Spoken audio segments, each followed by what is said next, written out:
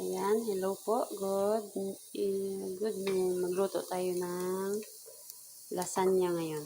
Nakapag-brown na ako ng sibuyas. Ilalagay na natin yung giniling natin na karne.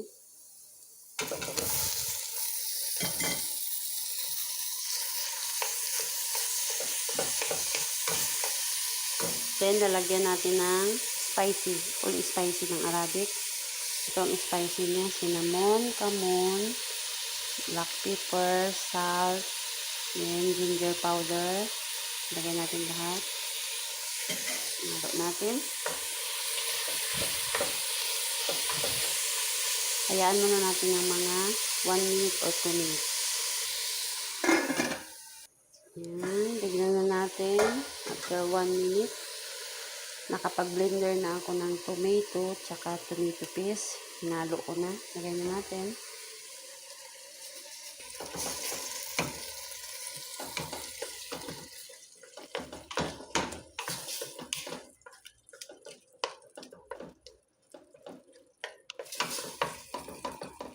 Takpan muna natin ng mga 2 minutes. I-absorb muna natin. Yan, okay na. Ilagay na natin ang ating red pepper. 1 red pepper.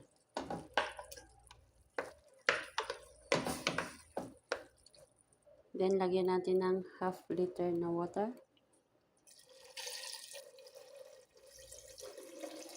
Yan, papakuluin muna natin siya. Habang papakuluin natin, gagawa tayo ng bechamel para itapis natin sa taas. Yan, sa malinis na kaldero, maglagay tayo ng olive oil. 1/4 na butter. Tunawin muna natin. Patunawin muna natin yung butter. Ayan, okay na. Medyo tunaw na. Then, lalagyan natin ng 2 spoon white flour.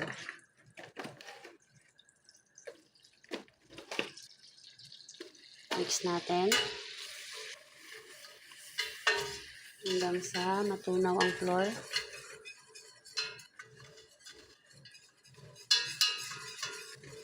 Yan, okay na. Maglagay tayo ng milk.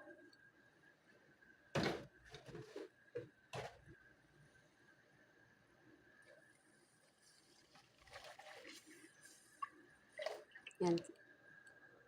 Lahating galon nito na milk. Haluin natin. Tapos, lalagyan pa natin siya ng cream, whipping cream.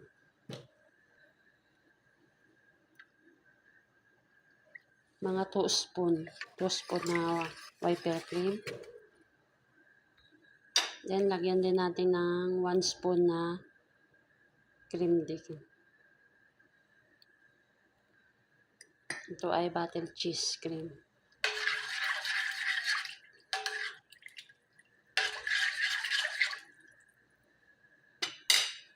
Then, lagyan natin ng half tablespoon na salt.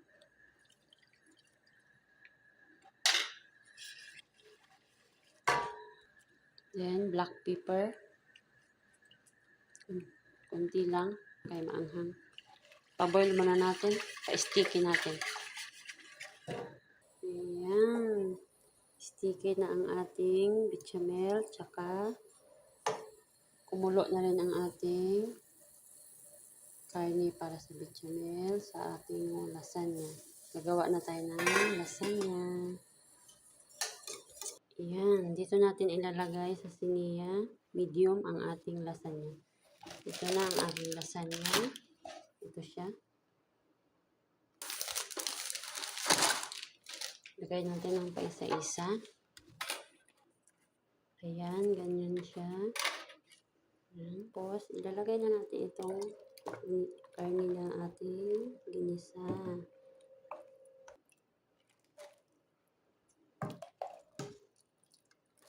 Ayan, ganyan tayo maglagay. Then, tapis natin ulit. Ayan, pangalawa. Ayan ang pangalawa. Lagyan natin ulit para lang tayong gumagawa ng graham. Ayan na, tapos ng ating pangalawa. 3 layer na tayo. Ayan ang ating 3 layer. Lagyan natin ulit. Ito ay pang-apat na. Pang-apat na. Ayan.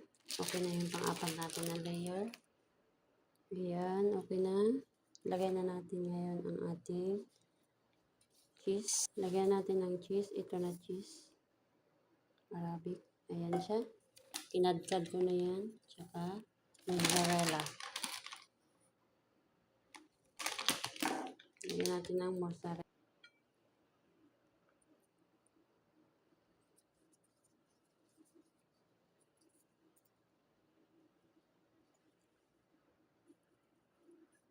Ayan, ganyan ang itsura niya. Ngayon ay mozzarella na ang ating ilalagay. Ayan.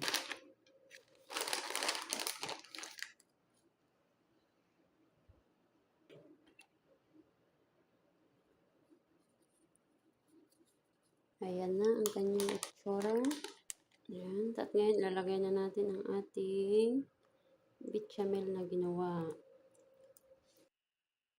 Ilalagay na natin ang ating bechamel. Ganyan natin. Para lahat nilagyan. Ayan ang ating mozzarella. Ang ating bechamel. Tapos na. Masarap ang ating lasagna ngayon. Kasi marami tayong ingredients. Ayan ang ating lasagna. Ilalagay na natin siya ngayon sa oven. Ayan, lutuin na natin siya sa oven ng mga 1 hour. Kasi, ayan na natin ang ating, luto na ang ating bechamel, ang ating lasagna. Luto na. Oops, tika lang. Ayan, luto na ang ating lasagna. Sarap.